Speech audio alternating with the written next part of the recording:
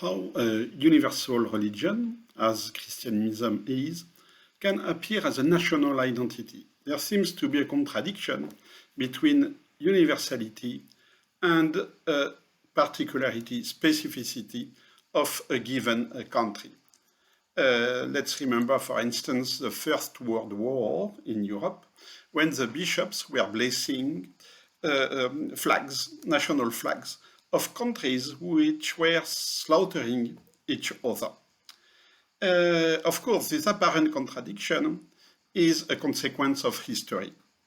It is clear that the national identity of many countries in Europe, and not only in Europe, have been shaped by Christianism.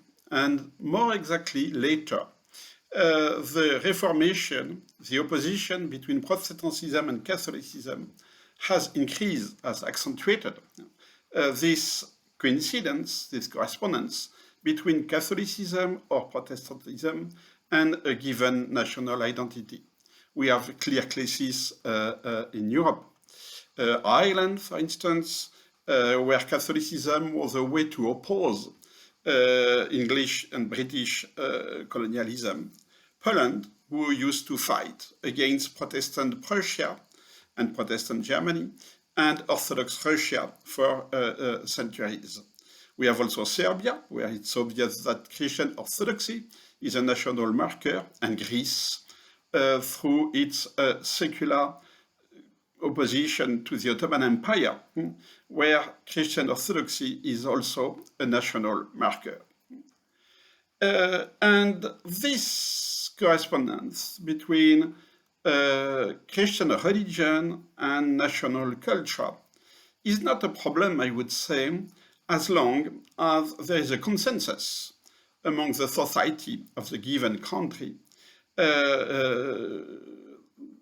on this connection between religion and nationalism, or let's say patriotism. The problem starts when, I would say, with secularization. Secularization in itself is not necessarily a crisis in religion. We had smooth secularization, as in Germany, for instance, or as in the Scandinavian country, where the connection between Christian religion and the society, the state, was still very strong, although we had a process of secularization of the society. The problem, I would say, starts when we have a change in culture. And this is a rather recent phenomenon. If we consider that the start of secularization was the Enlightenment, that's roughly speaking the 18th century, we can say for some 2 centuries after the start of the Enlightenment, there was no culture wars in Europe, because the dominant values, even among secularists, were in fact Christian secularized values. For instance, the definition of the family, the different civil codes in Europe after the separation of church and state used to define the family in a Christian way. The only conflict with the church was about divorce.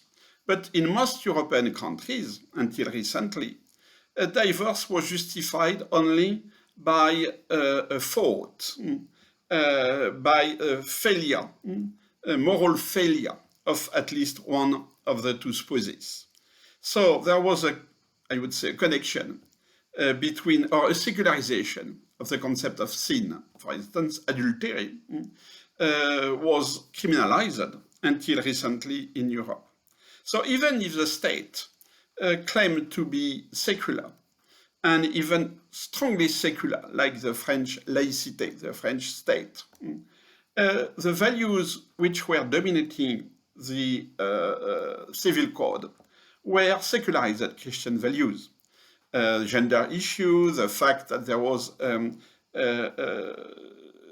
different roles for men and women, the definition of procreation, the definition of adultery, in a word, the definition of what is bad and what is good, was largely based on secularized Christian values. In this case, a society can still consider itself as culturally Christian, even if the number of believers is falling, and even if there is a conflict between the church and the state. The best example is Italy. The Italian independence in the mid-19th century was waged in total opposition with the Pope, with the papacy.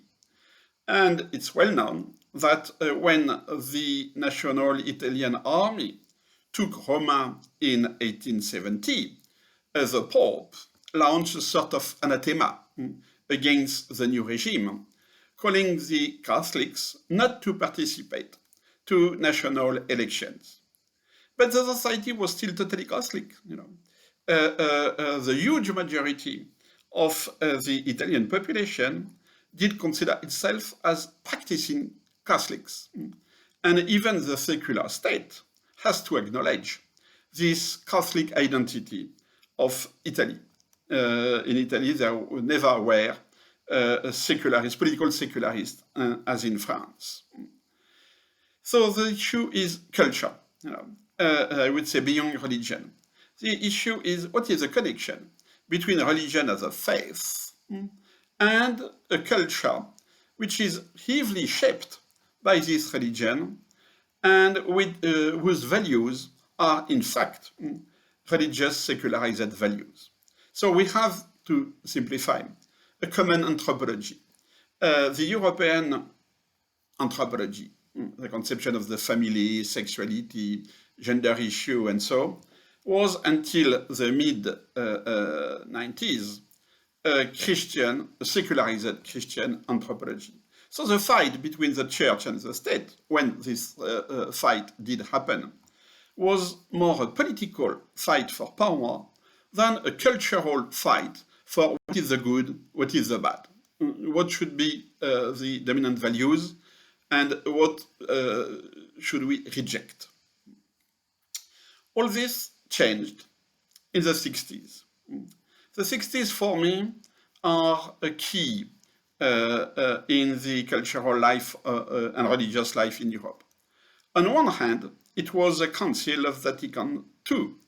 This council has, in a sense, integrated secularization in the church. The church didn't, of course, become secular, but the church made a deal with secularization and acknowledged the modernity that changed since 1 century before, since the syllabus of Pope Pius IX.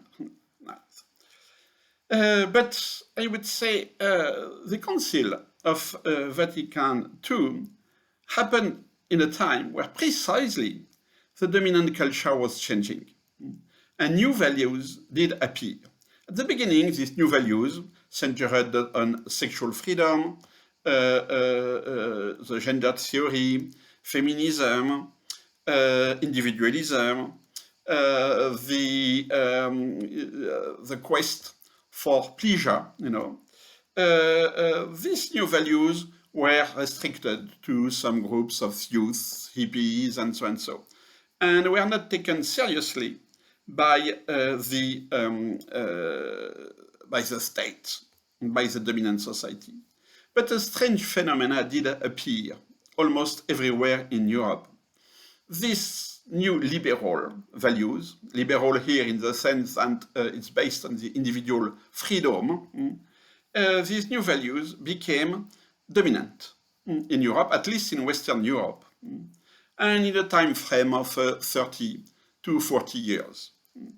First, sexual freedom with contraception and right of abortion. Then the change in the definition of family with a total equality between spouses, which is in the 70s usually, with the transformation of divorce, into something bad, from something bad into just a contract. The marriage is a contract, and you can end the contract when you want. The introduction of the concept of gay rights, which quite logically ended with the officialization of same-sex marriage. And now the debate is on procreation, which is a disconnect between procreation and the gender and family status. I'm not making any judgment on these changes. I just observe that Europe, and at least Western Europe, had experienced structural anthropological change. And this, of course, goes along not only with secularization, which already did exist, but with de-Christianization, which means that the secular values are no more secularized Christian values. And this de-Christianization, or some other people use the term unchurching of Europe, is a sociological phenomenon that we can observe very easily. It started with the fall of the religious practices everywhere in Europe. Of course, the rhythm of this decrease is rather different. Very fast, very rapid in France, for instance. The fall of church attendance and of seminaries attendance by young would-be priests started in the 50s. In Italy, in Ireland, it started later. But whatever the differences, we can say that at the end, most of Western Europe does recognize the right of abortion, same-sex marriages, sexual freedom, and the concept of gender. The most striking case is Ireland. In 1983, Ireland voted 63% to ban abortion. And exactly 20 years later, it was exactly the reverse. Ireland voted 63% to authorize, to allow abortion. So this change in the position of the society towards abortion clearly shows how secularization has ended in some sort of de-Christianization, because people just stopped to listen to the church.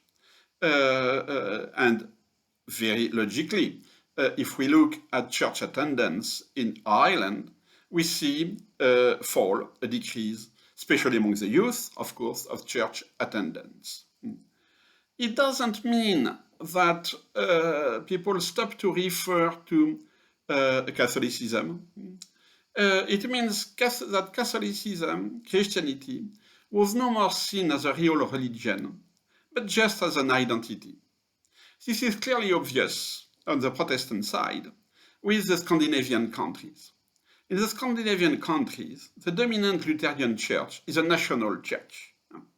It's the church of the citizens, even if religious freedom is written in the constitutions, which means that you can become a Catholic, you can become an atheist, what you want.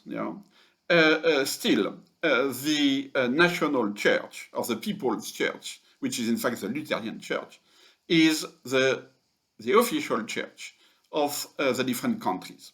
Of course, there has been some changes in Sweden, for instance, that it's no more, from a constitutional point of view, it's no more the state religion. But in fact, it's still at least the people religion. And this, and people are happy with that. They want to keep a national religion in Denmark, in Norway, in Sweden. But the interesting thing is that they don't go to church. The church attendance is very low. It's around 5%. And some youth who come back to the church now say that they come back, for the folklore, for the traditions, but that they don't believe in God. We even have a case, a very famous case, in Denmark, when 10 years ago, a Protestant priest said from the pulpit that he doesn't believe in God.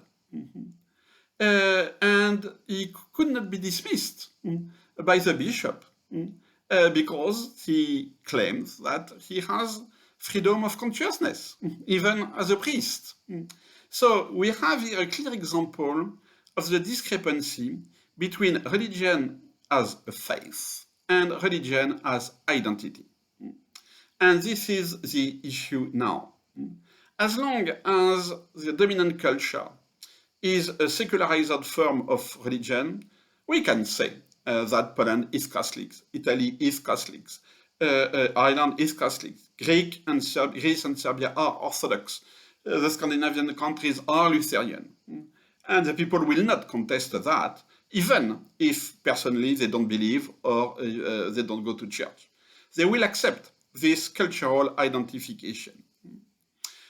But now, even if people still claim to be Catholic or Protestant in the polls, for instance, the big majority, the great majority of them, not only don't follow the church regulations and the church norms, but they even don't believe in the very basic tenets of the faith. We have some opinion polls in France, for instance, but we have the same in most of the countries. The first question is, are you a Catholic? The answer is yes. The second question, do you believe in God? And the answer is no. Do you believe in the virginity of Mary? No. So what does it mean? What does it mean to have Christian identity without any reference to Christian faith and to Christianity as a religion?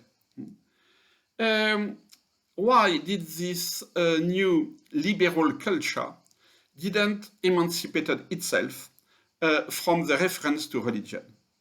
In fact, I would say in many countries it did. And we have what James Hunter called culture wars.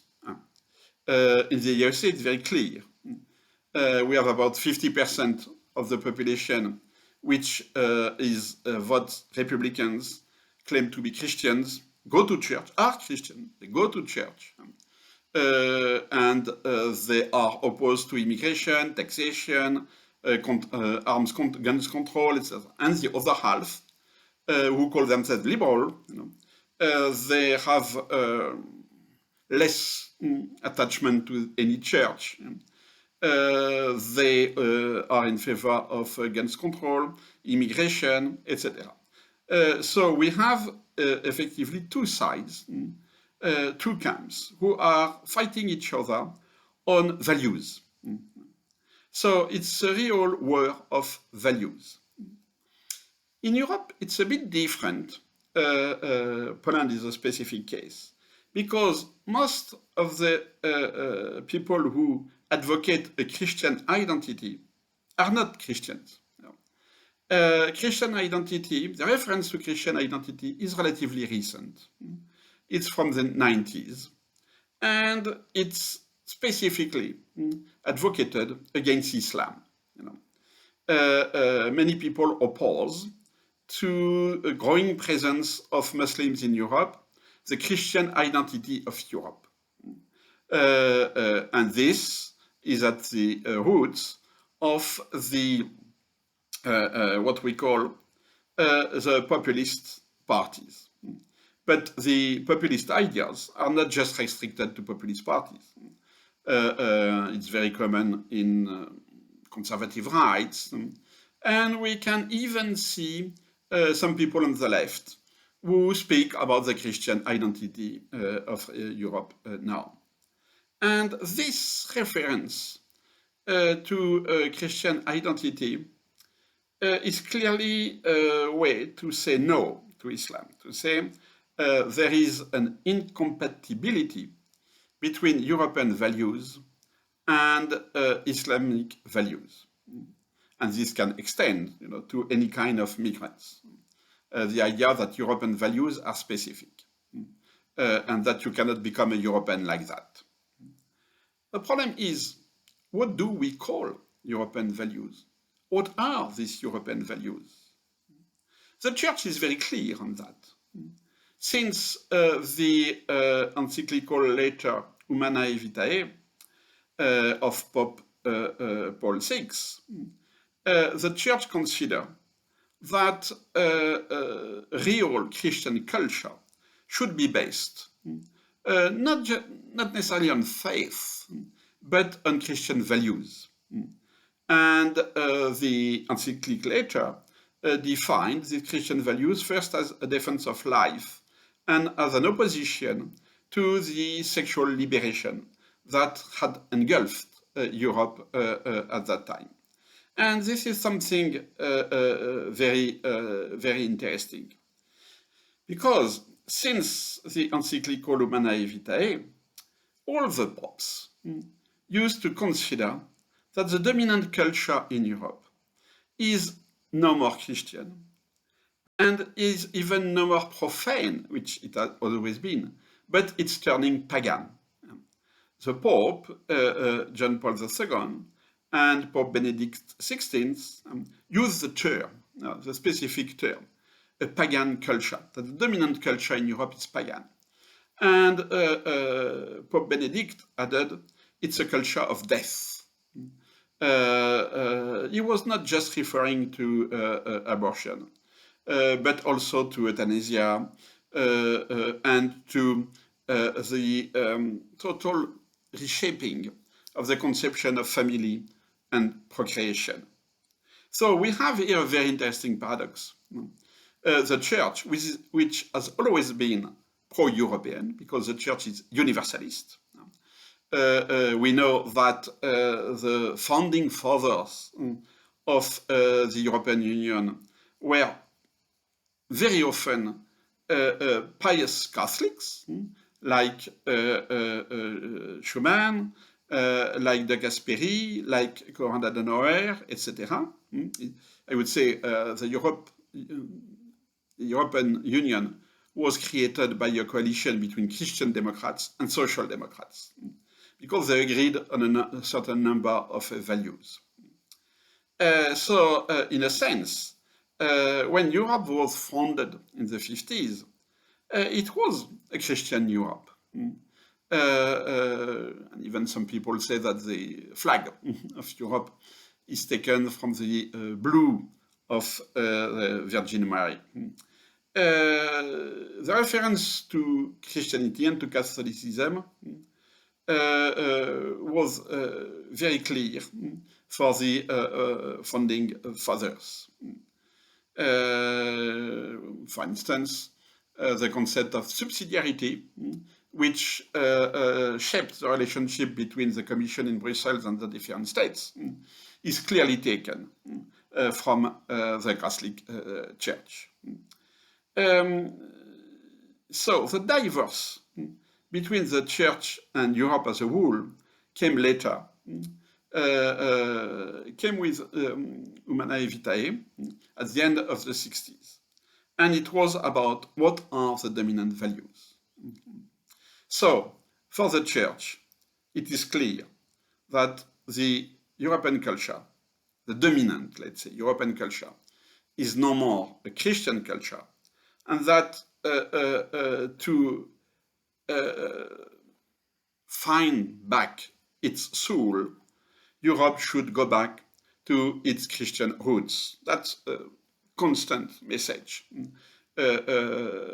said by at least Pope John Paul II and Benedict XVI, who were both strong Europeans. They were both strongly in favor of united Europe. The problem is, so if they are right, that this our Europe now is no more Christians, what is the sense to oppose a Christian identity to Islam if, in fact, Europe is no more Christian? So let's go back to the basic point of this Christian identity. We can say that except in countries like Poland, where religious practice is still high, probably the highest in Europe, most of the populists are not promoting Christian values for two reasons. On one hand, they have adopted the liberal values of the 60s, most of them in their personal life, and we can compare with President Trump in the USA.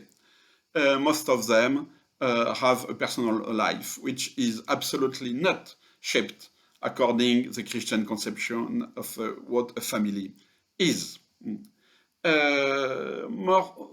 Moreover, the populists, especially in Northern Europe, do endorse the new liberal values of the 60s. When they say Islam doesn't share European values, they speak about feminism, they speak about gay rights, they speak about individual freedom, right to blasphemy, and so and so, which are not Christian values by definition. So they don't oppose Christian values to Islam, they oppose the new European liberal values, which are called pagan by the Pope. So we have here a discrepancy, a contradiction between the concept of a Christian identity and the reference to Christian values. It's not a matter of faith. You can have a Christian culture without being a believer, and it has been the case for centuries in most of the European countries. It's a matter of how do you define values? What are the dominant values for you? So that's the problem with the reference to the Christian identity of Europe. Of course, the Church is not opposed to the concept of a Christian identity of Europe or to the concept of a national Christian identity for a given state. Not at all. The Church does consider that there is something which could be called a Catholic identity. And the Church is supporting this Catholic identity. But what to do when there is a contradiction between the way of life and the vision, the word vision of the populists and the same Christian values? Of course, they pick some good Christian values and they reject the other Christian values, as Pope Francesco used to say. If you take Christian values, it's a rule. You cannot pick the values which is convenient for you and ignore the other values. So this is the first contradiction. The other problem, when you identify, a nation with Christianity, what do you do with the people who don't share your conception of Christianity in the society? And the reverse is true. If you are liberal and you believe, you support the right of abortion, same-sex marriage, and so and so, what do you do with the religious communities, and specifically the Christian communities, who strongly oppose these new values? So the stress, on the link between Christianity and national identities has for consequence to divide the societies, because there is no more consensus about values. Nowhere we have consensus about values. So could we conceive a common culture without common values. When Pope John Paul II was speaking about national culture, he always, added, after the term culture, he added something else, He said cultures and values. Because it's clear that if we speak about a real culture, which is rooted, in history, and which is a way to formate, organize the life of the people, then we speak about values. But it's no more the case, because our societies are so divided between faith communities and liberals that first, they don't share common values, and second, the only way they have to deal with the other is to impose norms and not values. Norms are not values. Norms are you should do this or you should not do that. And you impose norms on people you cannot convince about values. So if we compare, for example, Poland and France, we have a reverse parallel. In France, the faith communities, and specifically the Catholic Church, claims now to be repressed, to be deprived of certain freedom of religion, because for different reasons. One is that there is a growing criminalization of opinions. It's not specifically in France. We have the same everywhere. You have a criminalization of racism. You have a criminalization also of anti-homosexual feelings or ideas and so on. So, as long as it is expressed explicitly, of course. And in countries where you have still laws on blasphemy, it's a reverse. You have a criminalization of people who speak against the dominant religion or the dominant church. So the problem in our societies with this division between what I call very loosely liberals and believers or strong believers, conservative believers, is that because they don't share the same values, they are fighting about norms, and which tends, to consider that the minority group is out of the national community. It's an argument which has been used against the Jews 1 century ago, because they have their own norms and values that are not part of our community. It's an argument which is used now with Muslims. They cannot be good citizens because they don't share our values and so on. So, but in some cases, it's also an argument against churches, against Christianity. In France, it is interesting to see that although there is no more a militant anti-clerical movement in France, except some fringe movement, the dominant public opinion is totally indifferent towards religion. If you ask somebody in the streets, what is laïcité, which is the official form of secularism in France, the answer will be, it means that religion is private, which is not the law. The law says that religion is free in the public sphere, not just, in the privacy of your home. And the famous law of 1905, which organizes the relationship between the state and religion, is a law on religious practices. It's not a law on faith, of course. It's on religious practices. But there is a growing hostility towards these religious practices.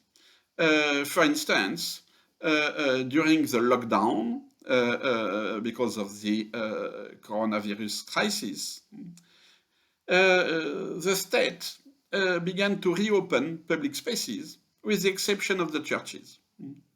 So there was a ban on masses, pilgrimage, and so and so, in the same time that McDonald's, bars were reopened. And the church took that as a sign of contempt, which is not false, you know. So the consequence is a radicalization of the core believers. The French Catholics now, they go to the street, which is totally new since at least 1 century, protesting same-sex marriage, etc., etc., and they are closer and closer with the extreme right, with the populists, which is a paradox, because the populists, Marine Le Pen and so on in France, are not Christians. No. They defend the Christian identity, but they never refer to Christianity as a religion. Marine Le Pen, for instance, in her presidential program, explicitly says that laicity is the French culture, that secularism is the French culture. So we have here, you know, and it's not just in France, it's for all Europe, triangle between liberal values, Christian values, and Christian identity as a marker to oppose Islam without any reference to Christian values. In Poland, of course, this is quite different because it has laicity is associated with communism, and so it's not a program of government, if I can say. But and the majority of the population claims to be Catholics, and church attendance is very high if we compare with the rest of Europe. But still, you know, we have a decrease in church attendances. We have a decrease in the candidacies for religious seminaries. So in the future, there will be lack of sufficient number of priests. And clearly, it will be more and more difficult to associate, you know, the national identity with Christianity as a religion, with Christianity as a practice. The number of secularists, of atheists will grow, or at least, you know, the number of liberals, people who may believe or not, but who think that it's not relevant. It's not relevant for politics. And the other issue is that by defining the country as Catholics, the people, it means defining the liberal minority as non-Polish, as an enemy from within. And this accentuates a certain, you know, feeling of at least moral civil war, exactly what Hunter called culture wars in the different countries. So we see that nationalism is in crisis, precisely because nationalism has a problem to define itself positively and not just negatively against immigrants, against Islam. What is positive nationalism? Fortunately, we are no more at the time, you know, of nationalism as an ideology, nationalism as fascism, nationalism as will to take revenge against neighbors, and so and so. So this neo-nationalism is not a factor of war inside Europe, fortunately enough, you know, but it accentuates the divides inside the nation state. And that's precisely something which is opposed by the church. The church has totally given up the dream of being hegemonic on a society and of being closely associated with the temporal power. It was not the case in the 19th century. We know that the syllabus of Pope Pius IX did condemn the very idea of separation of church and state. And now, since Vatican II, Vatican II, clearly the church does acknowledge separation of church and state, and the church does acknowledge the concept of human rights. Pope John Paul II was very clear on that when he spoke in Poland to promote freedom against the communist state. But Pope Benedict was also clear on that. Even if the concept of human rights is relatively modern, even if it is a product of the Enlightenment, the church has endorsed it, contrary to some extreme right populists, Christian populists, who consider that in religion there is no human rights. You have only God's rights. So the church doesn't have a populist approach. The church in itself, is universalist. And the church has an approach of a European approach. We saw the influence of the church in the creation of the European Union. The church is fighting for a Christian Europe, not for Christian nations, or more exactly, Christian nations are supposed to be part of a Christian Europe. So we have this discrepancy between the reference to Christian identity and the way the church is seeing Christianity. Christianity as an all-encompassing moral compass, if I can say that, that you have in the same times strict norms on family and sexuality, but also an openness to the others, including the migrants.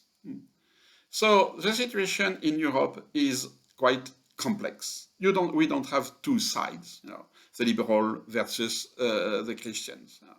The Catholic Church is in an uneasy position of trying to balance, to arbitrate between its universalism and its connection with national identities, in the case of Poland, Ireland, and so on.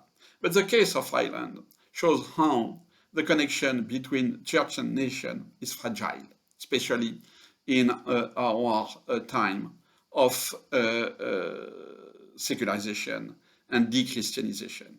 And we don't see a return to religion. From a sociological point of view, we don't see more people going to church. On the contrary, we see less people going to church. So the issue now is how to find common values between liberals and populists and Christians. How to redefine a national community and a European community in terms of values and not just in terms of norms. Brussels is very good to produce norms. Sometimes good norms, we need some norms, from the caliber of eggs to human rights. But a society is not based on just norms. A society needs a soul, some passion in it. And